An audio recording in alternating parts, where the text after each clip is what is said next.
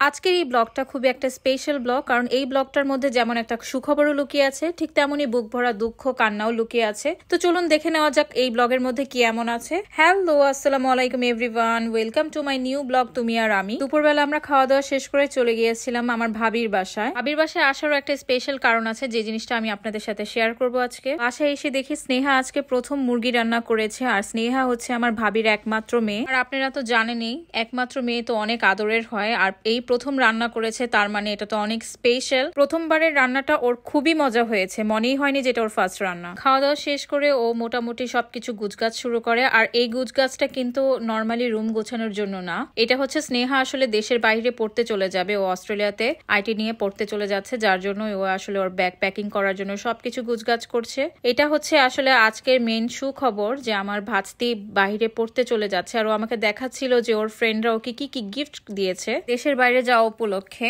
আর তাছাড়া ও কি কি মোটামুটি একটু একটু গুছগাছ করেছে, সেগুলাই ও দেখাচ্ছে। কারণ সবকিছু তো আর নেওয়া সম্ভব না, সবচেয়ে ইম্পর্টেন্ট জিনিসগুলোকেই ওর আসলে প্যাকিং করতে হবে, যেগুলো ও নিতে পারবে। আর এই লাগেজটার মধ্যে ও যেসব জামা কাপড় নেবে সেগুলাই মূলত এখানে রেখেছে আর রাখছে। এটা এখনো গুছানো হয়নি, এটা আমি পরে ওকে বলেছি গুছিয়ে দিব। আর তাছাড়া সাডেনলি ওর যাওয়ার ব্যাপারটা ঠিক হয়ে যায়, কারণ ওর ক্লাস শুরু হয়ে যাবে আর 3-4 দিন পরে, যার জন্য এত ফাস্ট সবকিছু গুছগাছ করা একদমই সময় কম। জাস্ট ওর পিঙ্ক কালার লাগেজটাই গুছিয়ে রেখেছে। এরপরে লাস্ট টাইম ও ছাদে ওর ফ্রেন্ডের সাথে একটু দেখা করতে চলে যায়, কারণ এরপর তো ছুটিতে আসবে, তখনই ওর ফ্রেন্ডের সাথে ওর দেখা হবে। যাওয়ার আগের দিন আমি আবার ভাবির বাসায় চলে আসি, কেননা ওর লাস্ট যেই লাগেজটা সেটা আমাকেই গুছিয়ে দিতে হবে। কেননা যেই লাগেজটা ও গুছিয়েছিল সেখানে ওর ওয়েট বেশি হয়ে যায়, যার জন্য আমাকে বলছিল, চাচি প্লিজ আমাকে আপনি লাগেজটা একটু গুছিয়ে দেন, আমি এত জিনিস আসলে নিতে পারবো না যদি আপনি না গুছিয়ে দেন। তো সেইভাবেই আমি আসলে লাগেজটাকে প্যাক করছিলাম, যাতে ওর সবকিছু যেগুলো ওর প্রয়োজন সেগুলো যাতে ও সবকিছু নিতে পারে, ওভাবেই আসলে ট্রাই করছিলাম লাগেজটা গুছানো। ওর যাওয়া উপলক্ষে যেমন আমরা সবাই খুশি, আর সবচেয়ে বেশি দুঃখ লাগতেছে যে কারণ ওকে ছোটবেলা থেকেই আমি দেখছি। ও আসলে আমার শুধু ভাতিজি না, ও আমার ফ্রেন্ড। একদমই ওর সাথে আমার ফ্রেন্ডলি সম্পর্ক, ওর সাথে গল্প করা, হাসি ঠাট্টা করা। আর ভাবির বাসায় গেলে ওর সাথে মোস্ট অফ দ্য টাইম আমার স্পেন্ড হয়। আমাদের সম্পর্কটা পুরো একটা ফ্রেন্ডের সম্পর্ক। আমার ভাবি এখানে সবার জন্য চা কফি বানাচ্ছিল, আর আমি হচ্ছে কোল্ড ড্রিঙ্কস খাওয়ার পাগল, তাই আমি আসলে চা কফি ওরকম একটা খাই না। আর এখানে ভাবি এই মজার নুডলসটা বানিয়েছিল, এটা এত মজা হয়, আসলে ভাবির হাতের খাবার খুবই মজা হয়। নেক্সট কোনোদিন আমি আমার ভাবির হাতের রেসিপি আপনাদের সাথে শেয়ার করব।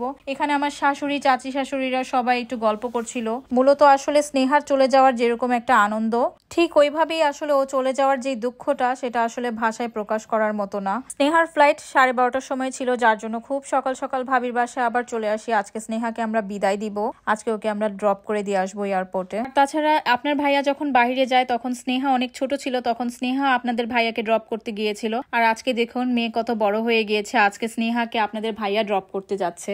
আর সত্যি কথা বলতে গেলে স্নেহার বাইরে পড়তে যাওয়াটা একটা স্বপ্ন ছিল, ওর স্বপ্নটা পূরণ হচ্ছে, এটা নিয়ে আমি অনেক খুশি। বাট দুঃখটা ছিল যে ওইখানে একা একা থাকবে, আর একা একা বাহিরের লাইফে মা বাবা ছাড়া, আত্মীয় স্বজন ছাড়া কাজগুলা করা, সবকিছু ঠিকঠাক ভাবে থাকা, মানে এটা আসলে অনেক টাফ। আমরা তো আসলে নর্মালি আম্মু আব্বুর সাথে থেকেও সবকিছু আসলে করে উঠতে পারি না, হিমশিম খেয়ে যায়। সেখানেও একা একা থাকবে, আর অনেক দূর তো, মানে অস্ট্রেলিয়া আর বাংলাদেশের দূরত্বটাও অনেক, চাইলেও আমরা ওইখানে সহজে যেতে পারবো না। তো এটারও একটা দুঃখ কাজ করছিল। এয়ারপোর্টে যখন যাচ্ছিলাম মনে হচ্ছিল যে সময় কিভাবে যেন চলে যাচ্ছে।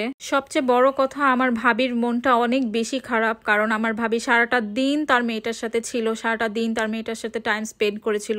ঘুম থেকে উঠেই মেয়েটাকে দেখেছে, আজকে সেই মেয়েটা চলে যাচ্ছে ভাবি থেকে অনেক দূরে। আমার ভাবির মনটা ভীষণ খারাপ ছিল, কারণ কখনোই স্নেহাকে একা এত দূরে কোথাও যেতে দেয়নি, আজকে সেই মেয়ে এত দূরে চলে যাচ্ছে। মানে মা বাবার যে কষ্টটা সন্তান যখন বাহিরে চলে যায় বা দূরে চলে যায়, সেটা আসলে অতুলনীয় আর অকল্পনীয়। আবার কিছু দুঃখের মধ্যে কিছু আনন্দও আছে। ও পড়তে যাচ্ছে, মা বাবার স্বপ্নটা পূরণ করবে, ও একটা ভালো রেজাল্ট করে ভাইয়া ভাবিকে একটা ভালো কিছু উপহার দিবে, এটা হচ্ছে সবচেয়ে বড় সুখ। আর এই সুখ দুঃখ নিয়ে আমাদের জীবনে চলতে হবে, বেঁচে থাকতে হবে। এই তো দেখতে দেখতে আমরা এয়ারপোর্ট চলে আসি। আর এই এয়ারপোর্ট হচ্ছে এমন একটা জায়গা যেখানে কারো কান্না ভেজা চোখ থাকে, তো কারো হাসি মুখ থাকে। মোট কথা দুটো জিনিসই এখানে দেখা যায়, কারো সুখ তো কারো দুঃখ।